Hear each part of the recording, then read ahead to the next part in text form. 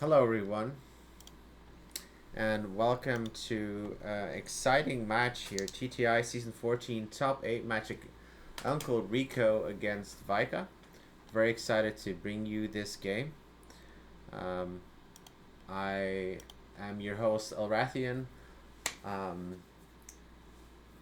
got last minute roped in to cast this right here. It's not going to be live because we just had to figure everything out last minute.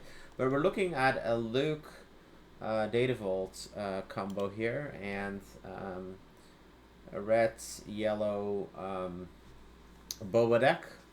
I just had the opportunity to speak with Vika briefly before the match, and he feels that he's probably slightly favored. Um,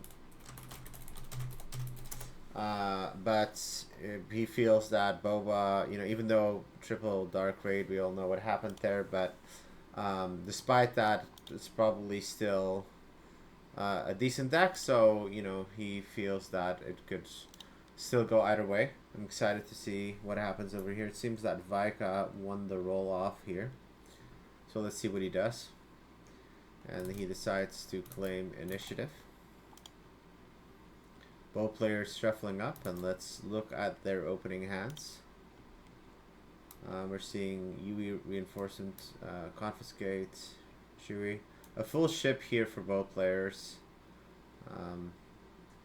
They can full advantage of the mulligan. Okay. And yeah, it looks like a pretty good set of options here for both players. Vika definitely has that Alliance Dispatcher, which is, I think, a really good card and to open with. He doesn't necessarily,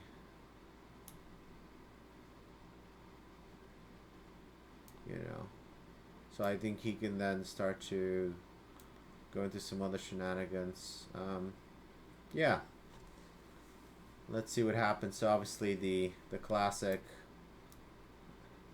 dispatcher here, and the classic shield, which and initiative is going to be claimed. That this just has been the case since season 1. Nothing too unexpected here. We're seeing a space opening versus ground opening here. And let's see, now that Uncle Rico has the initiative, let's see what winds up happening. He's probably deciding to go for... He's first going to go for that attack, and then probably there's going to be like I would assume a Boba Fett come down, and of course Bright Hope here, which I think Uncle Rico probably anticipated because of the Alliance Dispatcher. That was like a very predictable line here.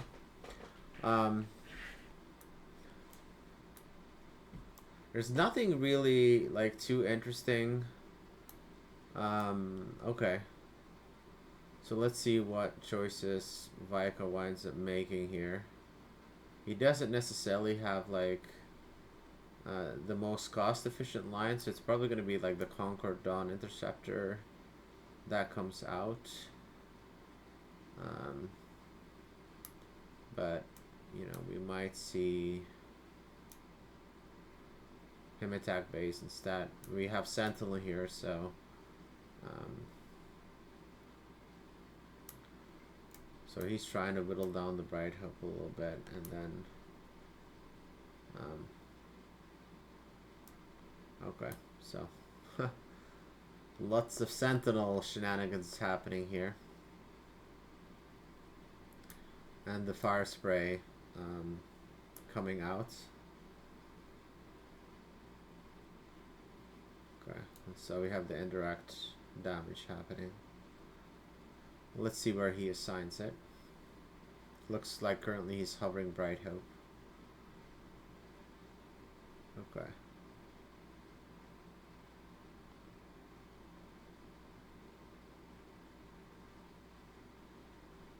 Yeah.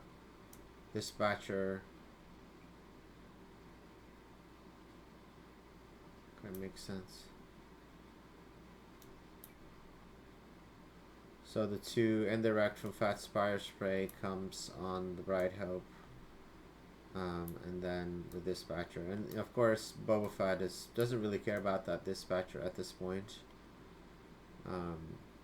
So, and we got the shield here. And Vika choosing to go for initiative. Oh, that's, you know, he's still kind of around the way from really doing some good stuff at that. He's close to Luke. And he's holding on to that confiscate. So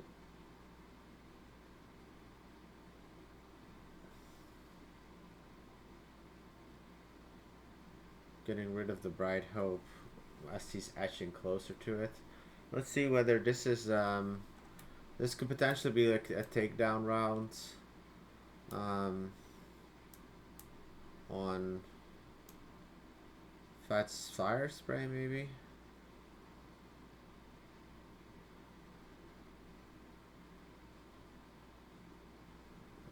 Let's see. But he has the option to do the ship as well, obviously.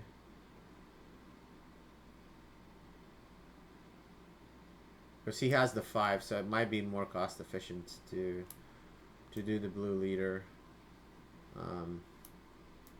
Yeah. So it's some interesting choices here. He could reduce by 1 and give it the shield with Luke. So I think he's probably weighing the takedown versus playing the ship out. Or it looks like he's just going straight for a poke instead. And then that's going to be bye bye Bright Hope. Okay.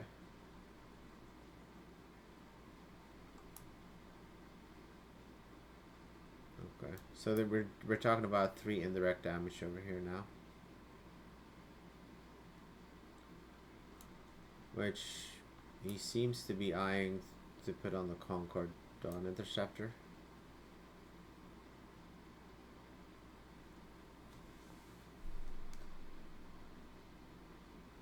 Okay. Alright, so let's see if this is yeah. Looks like he's going to take that line of playing the ship for 2 + 2, which is 4, and then leaving 1 free for the shielding later.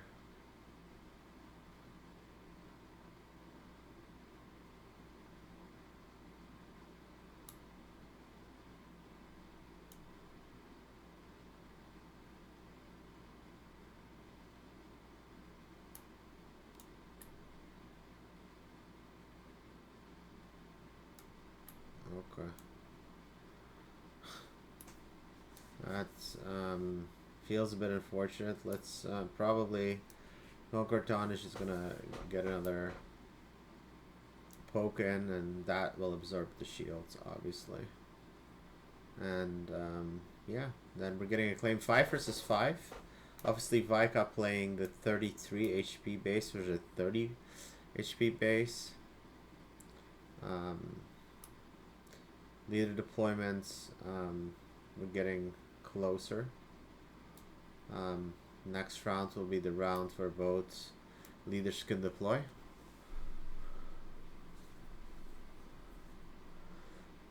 And we see a fire spray as well.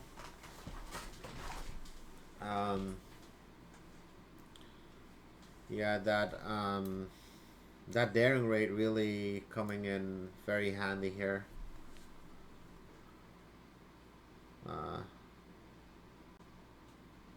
Vika really hoping that he would be able to, you know, get in that, getting a little bit more mileage out of his resource last round. So getting rid of the takedown. We do see a ghost here.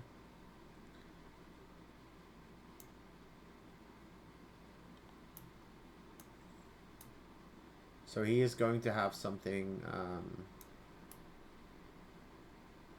that can semi deal with the slave.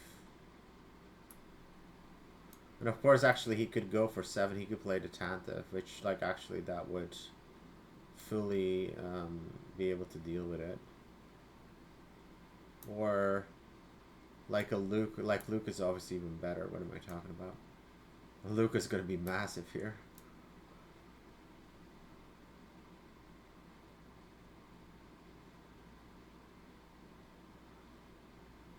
I'm trying to think whether this is not like an automatic slam. It should be just an automatic slam. Like, unless I'm just missing something. And I've been out of the loop for too long. But yeah, definitely. Oh. Okay.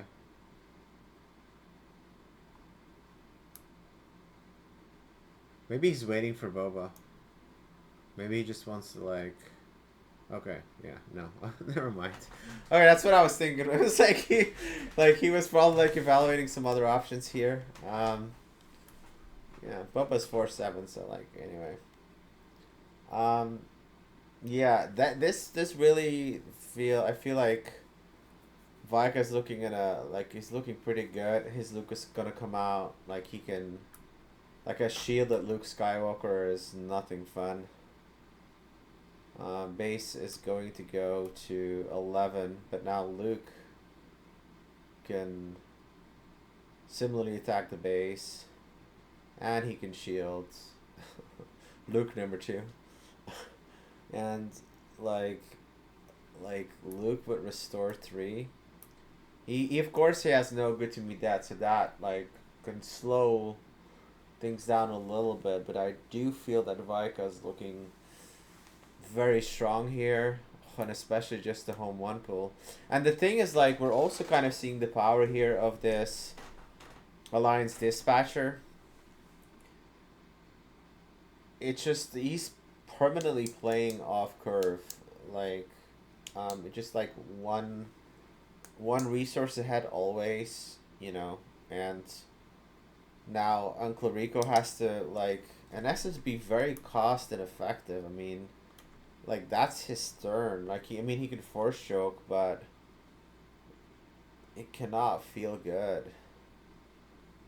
And now we can look at a home 1. And he play in from discard pile. Yeah, this seems crazy. Gets a Concord Dawn Interceptor out as well. And 5 resources here for Uncle Rico.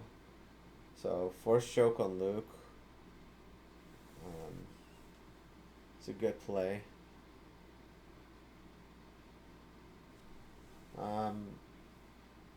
It's going for base here. I could probably see that, like, maybe next turn there might be something where this Alliance Dispatcher hits into Boba and then Luke finishes him. I could see that kind of being that manifesting.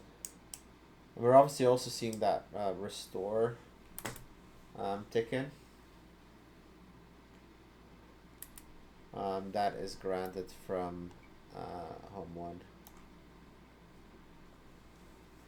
And Uncle Rico thinking here whether, like, this is a claim play or whether he's going to attack. But he's just, yeah.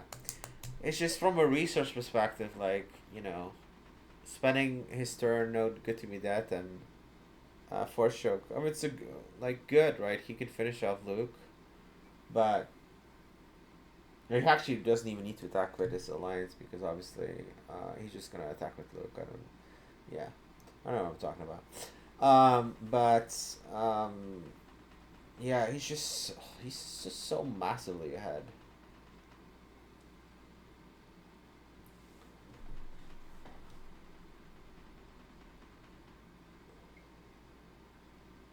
And we're gonna, like, that Luke is gonna, like, you know, whenever it starts hitting base, like, you know, like, hits for 6, restore 4. Just craziness. We are at 8, however, and that Devastator. We saw an all indirect damage to your opponents. When play, deal 4 indirect damage to each opponent. So that's pretty nice, but at the same time, like, I mean, he has a lot of targets to put that indirect damage on. Right?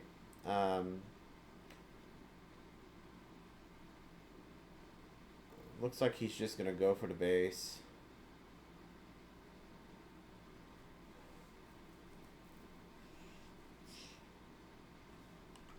And Devastator doesn't have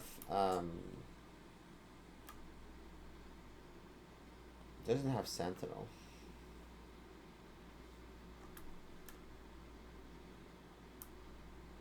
So we're getting awfully close here to our good uncle just losing. And I fell the dragon. Pretty brutal. Yeah, this is not a close game.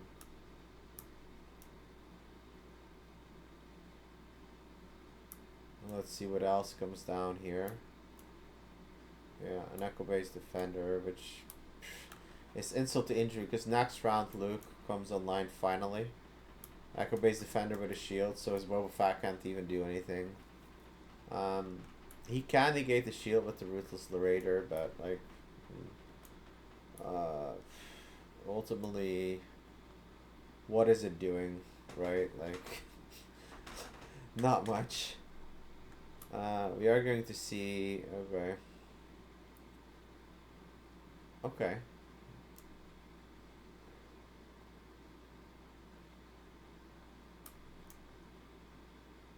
Does he even care? He just goes for base. Like, at this point, he doesn't even care about Boba. Because he's still, with the Sentinel, obviously Boba has to attack into it, so, yeah, and then now, just a kill with Luke. Easy. Yeah, okay, so, good game. Let's take a look at the sideboard options here. I did receive deck list ahead of time, so I can tell you what the options are for both players.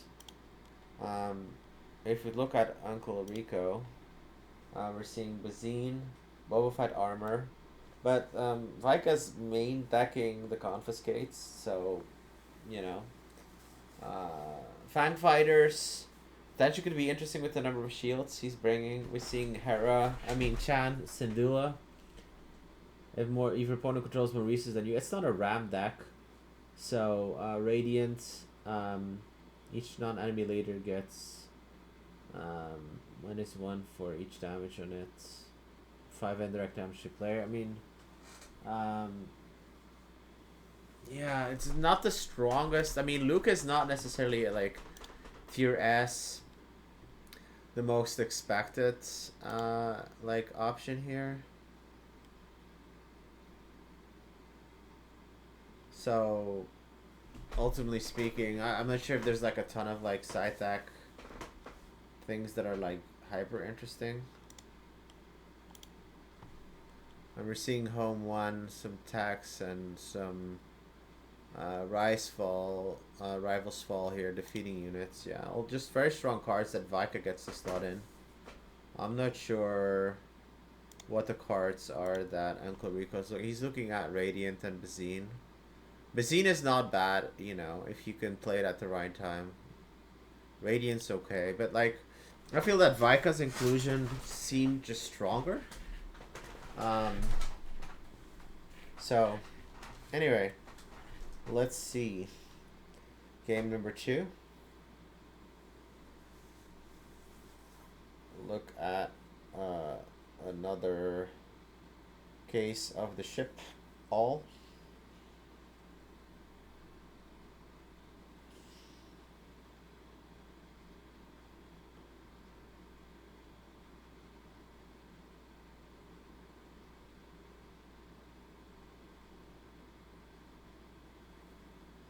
Okay.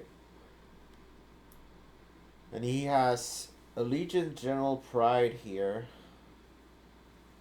as an opener, which that could start to stack up pretty pretty well since he has initiative. But a very good Battlefield Marine here.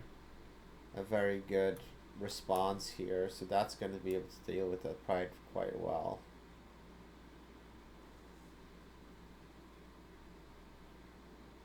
Well, given the 2-3 status, but... Okay. So he's putting it all on the base so he can efficiently trade with the Pride, which makes sense. But Boba is then like also a solid response here. And then we're seeing Yularen come true. And he is choosing him to be shielded. I mean, each friendly vehicle unit gets shielded. It's not like, it's not the strongest card right now, but it obviously will get like massively stronger as the game goes on, right? We're familiar with the mega combo that can manifest later in the game with his redemption. You know, he obviously doesn't have the really cool turn 1 start he had last time. And we're seeing Boba3 just taking solid care of Yularen here with the holdout blaster. At the same time, I don't think Vika hates it 100%. Boba3 is somewhat of a little problem right now. But he could potentially take care of it with a takedown if he so chooses. He also has Bright Hope. I don't think Blue Leader would come into play. So there could be either Perimeter AT RT. It's not very effective in the sense that's 3-5.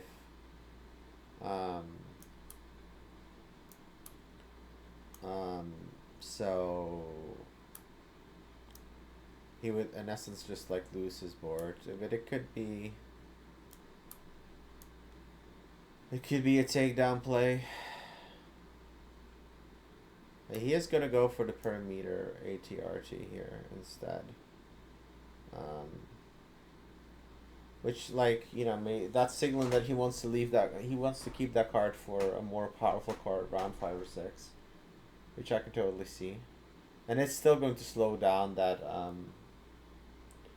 it's still going to slow down him ultimately.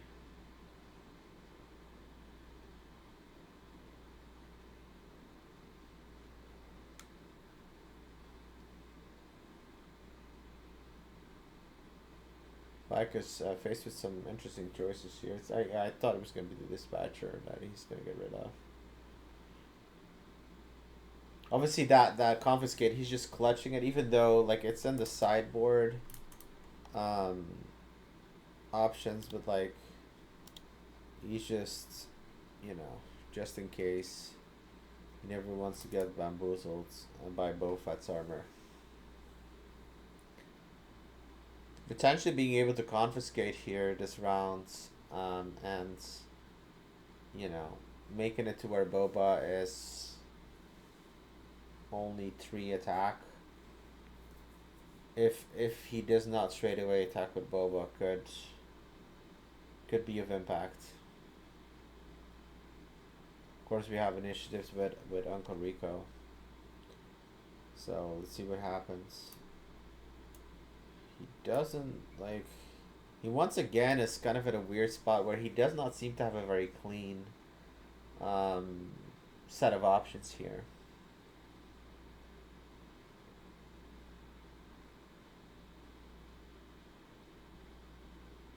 Vika just being very patient,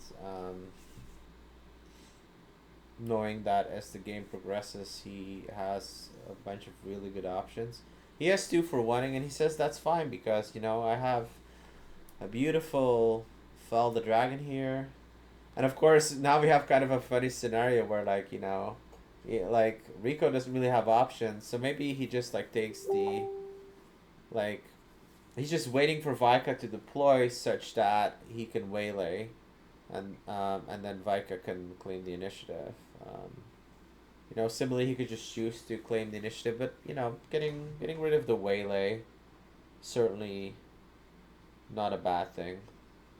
And there we have the waylay, right? So, and the taking the initiative probably coming true here.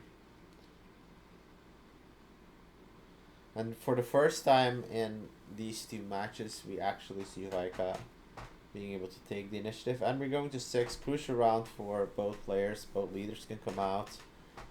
You know, seems like we're in Waylay galore land over here. We do have a better round here. We have a Waylay and a droid missile platform.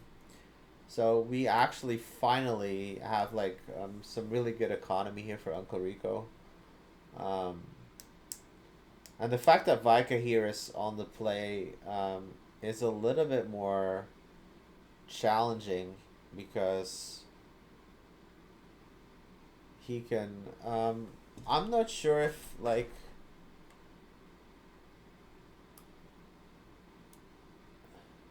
Where did the indirect damage go? Oh, it's when defeated. I'm just yeah. Yeah. So yeah, that waylay is took a good set of plays here. Ultimately speaking, though, that droid missile platform won't do a lot because of home one later. However, if okay, so we are getting an attack here. All right, so we're probably gonna get a claim initiative here. Yeah. Okay.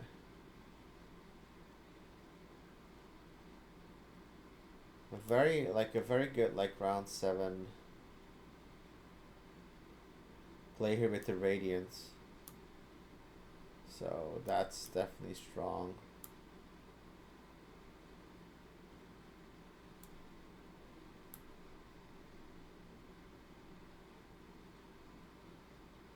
We do see some like good options here in space.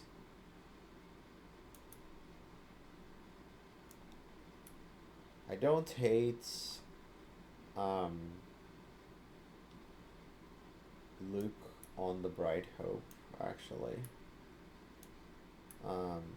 But Fel the Dragon here. So his patience with Fel the Dragon is really going to pay quite a bit of dividends.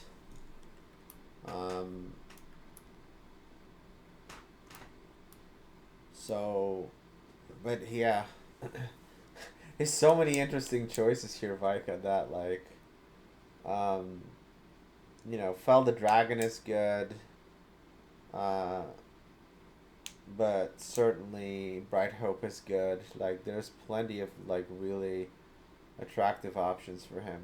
So let's see what he winds up choosing. It is the Bright Hope, which of course stops the damage.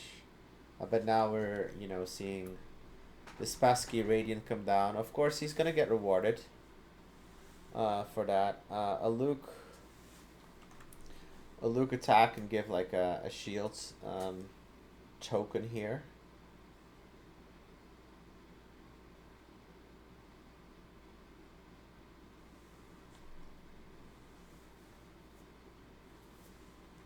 He just have to assign the indirect damage, and I don't think Vika has done the indirect damage yet. So he's gonna have to just take that back and make some tougher decisions here.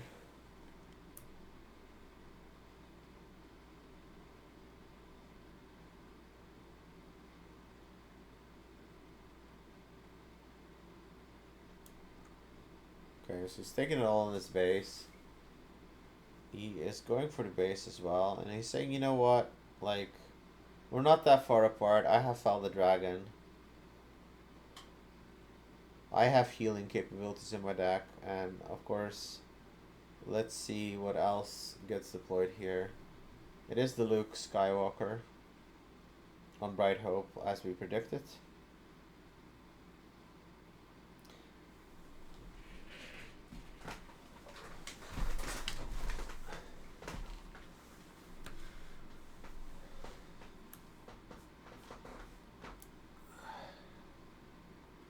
let's see what we wind up doing here. Initiative gets taken.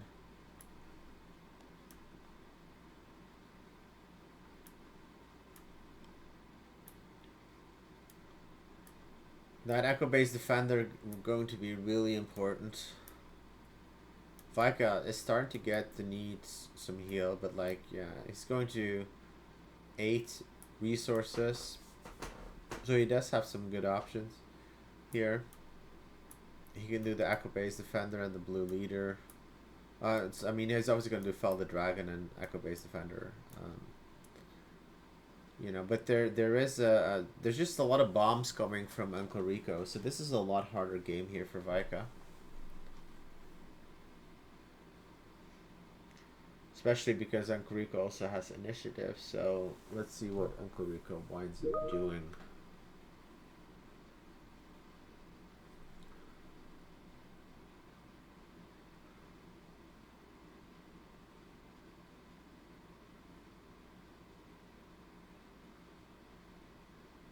I do like this interesting play here with sneak attack.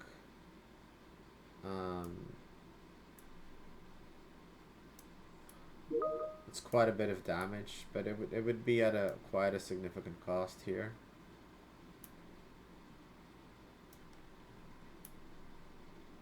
That Bright Hope with Luke is actually, you know, it's a 5/8, which is kind of brutal. Both take both ships here as a defense. And you see, and it has a shield, so it's like it's kind of brutal.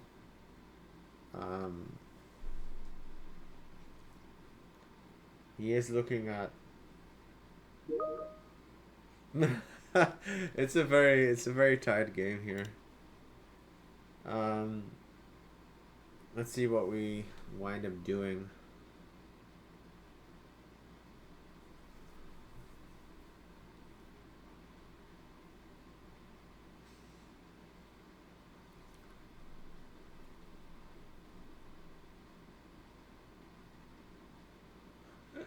Yeah, Uncle Rico's trying to see if he just gonna like completely vomit his hand out.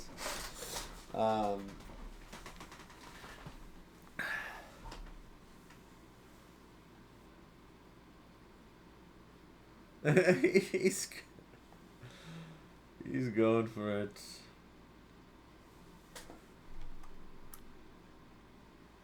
Wait, he paid way too much for it. Yeah, 3 less.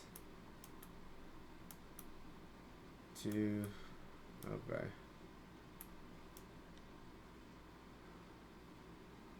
He's really just going for it with the sneak attack. That's crazy. He is gonna be able to deal a lot of damage. Fell the dragon here. Solid response.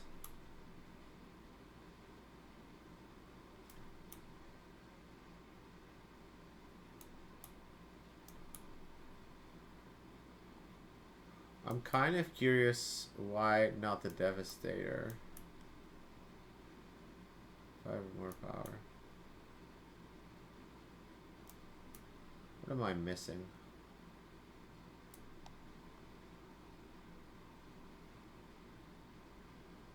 There is a indirect assignment here.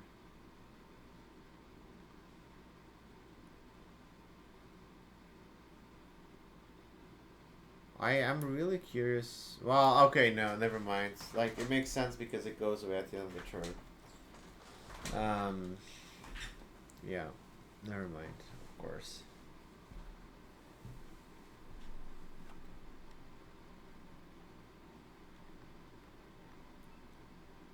Let's see where he places the indirect damage. Probably in the Bright Hope, because it's gonna die to Devastator anyway. Then again, if it's too much, he can literally just do a Daring Raid, which is kind of tricky.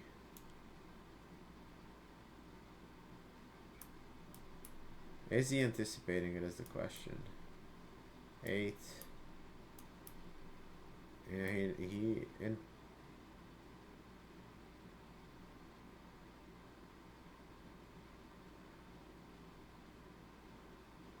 that shield from Luke is just brutal. Oh,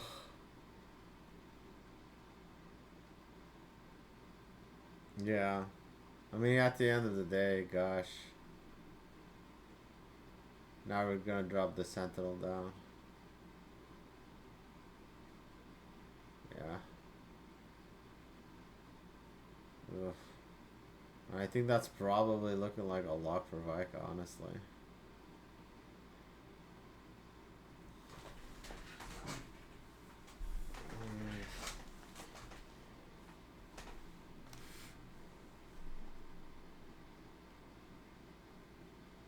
Oh god, another shield of Sentinel. The draws for Vika are not phenomenal. So there's that. But we're looking at 24 versus 24, and now, like, that's good. We're getting closer. Oh god. Yeah, but ultimately speaking, oof. He has 2 HP left. How does he get out of this? And what does Vika do? So obviously both of these only attack for 4, and he obviously has 33 HP, so it's 3 left. But he could draw, if he draws like a +3,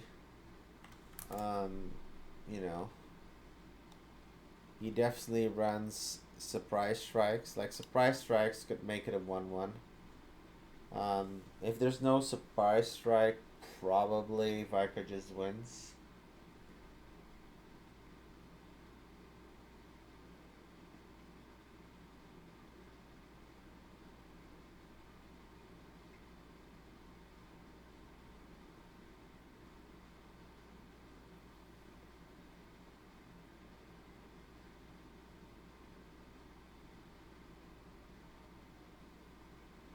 Sentinels for days.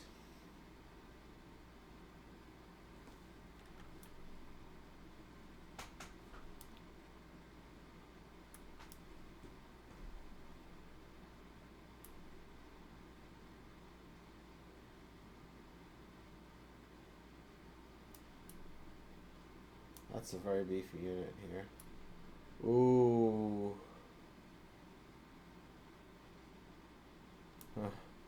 That's, oh god. So close.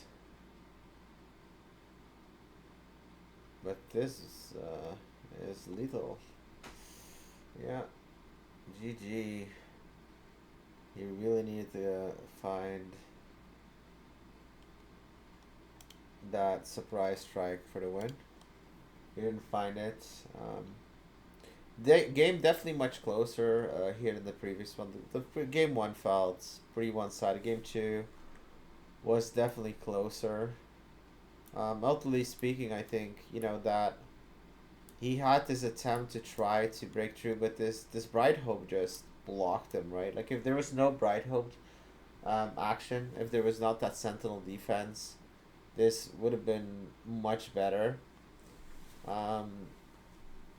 You know, but from, yeah, Uncle Rico's mentioning that his draws were weird, and it's right. Like, he's definitely in both games had some turns where he just didn't like quite have an optimal turn in the early game, where he just had to like play on the resource, and Vika typically had the ability to like more efficiently make use of his resources. Like, um, so yeah, interesting game. Really, I think MVP here, Bright Hope for sure. Just being able to Sentinel a ton.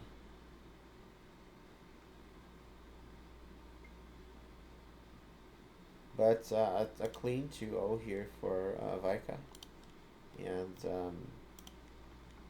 quickly going to see if I can get him on the call. To I'm not sure if this is actually going to record. Maybe I should have tested this, but maybe I can hear his inputs. Otherwise, we're just gonna call it good.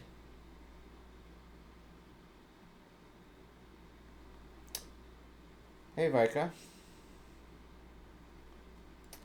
Hey. Trying to see if I can. Actually, let me just put the output on. Yeah. Let me put my Discord output on television so I can capture the sound. So. Say something. Hello? Okay. Alright, that works. Okay, so just quickly wanted to recap the match. Obviously, solid 2-0, well done. Thank you. Felt that game one was probably it felt very one-sided. Game two, a lot Yeah, of what's your getting the take? Alliance dispatchers and being able to have them stick for a long time was, pretty fortunate. He's definitely the card you want to see turn on as Luke. Yeah, oh my gosh, that card I was commenting it on the stream, the Alliance Dispatcher, so much value. Yeah, especially turn two when I only had a 4-drop. Like I didn't have anything. I would have had to skip my turn. I'd probably just lose on the spot. Yeah. Now the problem with the Boba deck was that he would have to take up so much time to deal with that dispatcher. So it's always very rough when you have to waste 2 attacks into it to get rid of the shield, and then also waste another attack. So it's almost like he didn't have a choice, but very rough.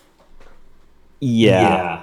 The indirect going under shields as well, so the shields get to stay on is kind of unfortunate for Boba3 facing a shield deck. What did you make of game 2 where he tried to go all in on the sneak attack play? What did you make of that move? Well, I mean, if it works, then he just wins on the spot. And I'm trying to think of. He had the initiative, so I hadn't had a chance to use a Fell the Dragon yet. I was going to save it for Devastator, though, likely. Mm-hmm. I thought, in case he's just paying 8 for it or whatever, because I can't let him do Devastator and then follow it up with Planetary Bombardment. Mm-hmm. But I thought maybe he would have thought that I would have used the Fell on Radiant 7. Yeah. I think it was actually a really nice lesson in patience, right? Because you had this opportunity with the buffed Boba Fett early game to play the card then, right? Because you actually had to lose 2 units to get rid of that Boba, and which obviously is always painful when you have to 2 for 1 yourself. It definitely was. Yeah. But you were very patient, because I was wondering is Vika making the analysis of doing the Fell just right here because he buffed him to 5 and keeping his 2 units on board. But it definitely crossed my mind, but I felt like I just absolutely needed the Fell for Devastator. Yeah. Just because Devastator followed up by Planetary Bombardment, just 12 to base that just ends the game on the spot. So. Yeah, and you wind up sideboarding. I saw your sideboarding Arrival's Fall as well. So you really tried to make sure that you had some extra attack against his high-end units, which is where his deck gets a little bit more scary. Overall, when I was looking, I'm not sure if you would agree with me, but I was looking at Uncle Rico's sideboard, and I felt your sideboard choices felt more punishing to him than vice versa. I was looking at his sideboard, and I was like, there's nothing in here that you're really afraid of, from his sideboard. Yeah, I pulled out my Chewies because of his Fang Fighters.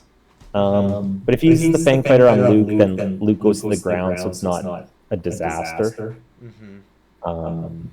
But yeah, so the Fang Fighter, I was thinking about it. Yeah. But otherwise, I didn't know. I felt like there were a bunch of cards he could have brought in, but didn't need to. I thought the Fang Fighters were the only thing that were like for sure coming in. Yeah, I think instead he brought in Bazine and Radiance. Sorry, I figured Bazine as well. Yeah. So I tried to bring in a bit more top end. Yeah, exactly. Um, yeah, it seemed that like, and then the other thing I think which was ugly was, Rico just had like both games. It felt like, I don't know whether it's the deck or he was just unlucky both games. There were a couple of turns where he had to be like very resource inefficient, which just felt problematic, right? Like if you have to spend your entire turn doing like a no good to me dead and a force choke, or you have to like spend your entire turn doing a waylay and that's it. Like, I mean, it's not that your turn was efficient, but like God, like, like your top end does, like, I mean, he has like Devastator obviously is scary, but like your top end, like, I mean, if you're ever allowed to get a redemption off, or a hold on or Luke, like it's just over, right? So yeah, overall, very very nice game. I think it was fun to cast. Oh man, that Boba hotshot blaster, like, if he didn't kill Yarn right there, like we had the perimeter ATRT to come down immediately shielded, and then blue leaders coming down shielded, and Yes. instead, like, oh man, I got 2-for-1 real good, or like 3-for-1 basically. Yeah, actually. Yeah. And if he had a surprise strike at the very end, he just wins. So it's lucky he didn't have one right there. Yeah. And I think, well, probabilistically, I think you're more likely to win than not win, right? There's 3 surprise strikes, and I think he still had like a good bit of cards left in his deck, with a 2-card draw. So I think you're probably more likely to win than not win. But yeah, if he does draw it, you lose. I do feel that Bright. Would you agree with me that Bright Hope was just the MVP? Second game. It does a lot of good work. Yeah. Especially when he had his 4-2 unit there, and like Bright Hope. I mean, I guess I had the Luke on at that point, but Bright Hope just punishes it pretty bad, like being able to kill it with its only 2 attack or whatever. Yeah, and then the ugly thing was like Luke was out and he didn't have a way to kill Luke, so then like it's like insult to injury, like Luke being able to like attack and add another shield to it. It's like, oh god, this is just this is Luke, like if you get a Sentinel and you can just keep shielding him with Luke and Luke, or round after round, it can kind of lock people out a bit, or just put them so far behind. Okay. All right. Well, thanks everyone for watching this. I was about to say tuning in, but watching it afterwards. And good job, Vika. And I'm ending the stream right here.